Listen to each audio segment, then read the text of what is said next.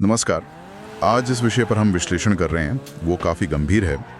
तीसरे विश्व युद्ध की संभावना।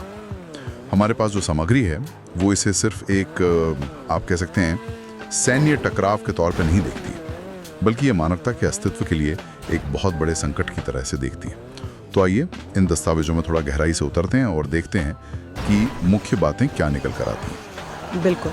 और देखिए, इन दस्तावेजों की एक खास बात ये है कि ये साफ करते हैं कि ये युद्ध अब पहले के युद्धों जैसा बिल्कुल नहीं होगा।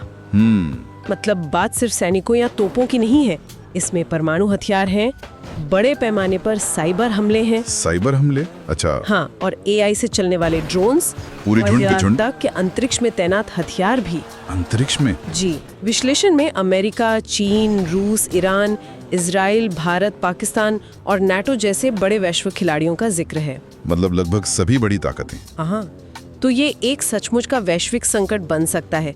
ये समझना जरूरी है कि स्रोत इसे किस नजरिए से देख रहे हैं। ये वाकई चिंताजनक बात है। विश्लेषण कुछ ऐसे प्रमुख तनाव वाले क्षेत्रों की भी पहचान करता है जो इस तरह के संघर्ष की चिंगारी भड़का सकते हैं, है ना?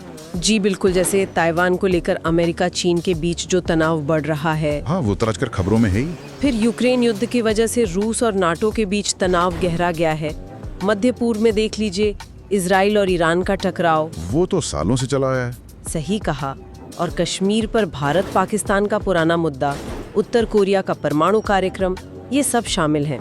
पर मुझे जो बात सबसे अलग लगी वो युद्ध के नए मैदानों पर जोर देना है, जैसे इंटरनेट, अंतरिक्ष।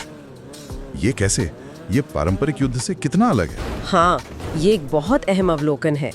सामग्री इस बात पर जोर देती है कि साइबर युद्ध का मतलब सिर्फ वेबसाइट हैक करना नहीं रह गया है। अच्छा, तो फिर क्या हो सकता है? सोचिए, पावर ग्रिड बंद कर देना, पानी की सप्लाई रोक देना, अस्पतालों के सिस्टम ठप कर देना, या फिर वित्तीय बाजारों में पूरी तरह अराजकता फैला देना।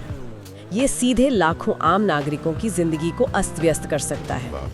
और इसी तरह अंतरिक्ष हथियार, वो हमारे कम्युनिकेशन सैटेलाइट्स या जीपीएस को निशाना बना सकते हैं। जीपीएस को? हाँ, और अगर ऐसा हुआ तो आज का आधुनिक समाज और सेना दोनों ही लगभग पंगु हो सकते हैं। ये युद्ध के दायरे को मतलब बहुत ज्यादा फैला देता है, अभूतपूर्व रूप से। और इसके परिणाम? विश्लेषण में उनका जिक्र तो बहुत ही डरावना लगता है। हाँ, और हमें इसे बहुत गंभीरता से लेना होगा। देखिए, परमाणु हमलों से लाखों लोगों की तो तुरंत मौत होगी ही। उसके अलावा विश्लेषण विकिरण के जो लंबे समय तक चलने वाले प्रभाव हैं, उन पर भी जोर देता है। ये पीढ़ियों तक असर डाल सकते हैं। जी।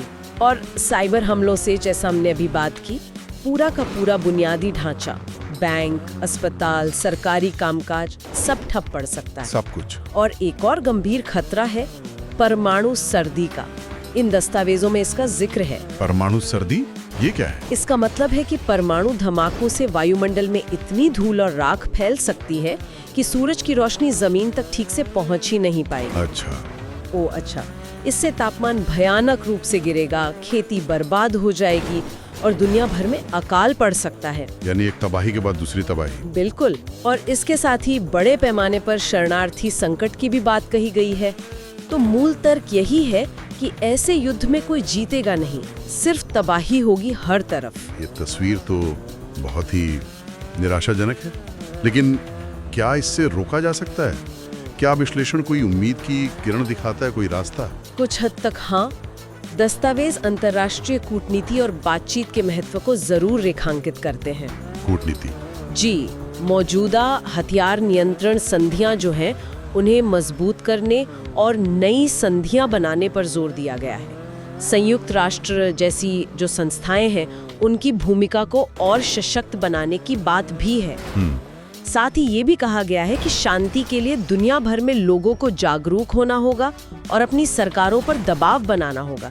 इसे भी एक संभावित समाधान के तौर पर देखा गया है। तो मतलब जनता का दबाव भी जरूरी है? हाँ बिल्कुल, लेकिन विश्लेषण ये भी संकेत देता है कि जिस तरह से राष्ट्रवाद बढ़ रहा है और देशों के बीच अविश्वास गहरा रहा है, उस माहौल में इन समाधानों को लागू करना बहुत बहुत चुनौतीपूर्ण होगा। तो कूटनीति और संधियां हैं तो सही, पर वो काम करेंगी ही, इसकी कोई गारंटी नहीं लगती मौजूदा माहौल में। सही कहा।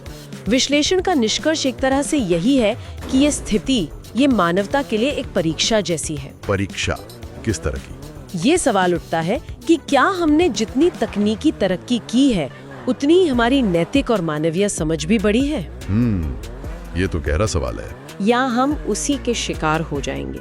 ये सिर्फ एक सैन्य या राजनीतिक संकट नहीं है, ये एक गहरा नैतिक और अस्तित्व का प्रश्न है, जैसा कि सामग्री में बताया गया है। तो कुल मिलाकर ये विश्लेषण हमें एक बहुत ही गंभीर चेतावनी दे रहा है कि ये तीसरा विश्व युद्ध कैसा दिख सकता है, उसके परिणाम कितने विनाशकारी हो सकते हैं और इसे रोकने के रास्ते कितने मुश्किल हैं।